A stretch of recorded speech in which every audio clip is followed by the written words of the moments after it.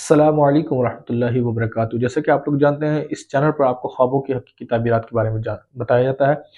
آج میں آپ کو خواب کی تعبیر بتاؤں گا کہ خواب میں اگر کسی نے سورۃ الفرقان پڑھی ہے، سنی ہے، یا دیکھیے کہ اس کی کیا تعبیرات ہوں گی۔ آئیے خواب میں سورۃ الفرقان پڑھنا یا سننا، اس کی کچھ تعبیرات سنتے ہیں۔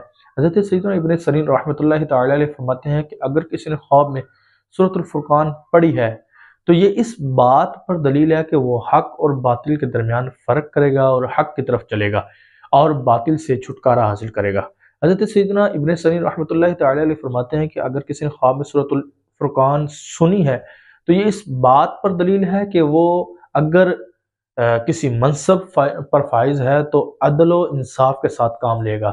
حضرت سیدنا ابراہیم کرمانی رحمۃ اللہ تعالی علیہ فرماتے ہیں کہ اگر کسی نے خواب میں سورۃ الفرقان پڑھی، سنی یا دیکھی ہے قرآن پہ لکھی ہوئی، تو یہ اس بات پر دلیل ہے کہ وہ رب تعالیٰ اس کو ہدایت کے رستے پر چلائے گا اور وہ عدل و انصاف کے ساتھ کام کرے گا۔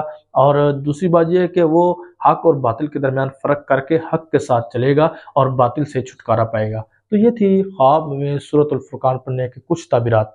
اگر آپ نے خواب میں سورۃ الفرقان پڑھی ہے، سنی ہے، یہ قرآن پہ لکھی ہوئی دیکھی ہے، تو آپ چاہتے ہیں میں اس کی تعبیرات جانوں، تو مجھے کال کریں یا کمنٹ کریں، میں لازمی وقت ملنے پر آپ کو اس کا جواب دوں گا۔ شکریہ۔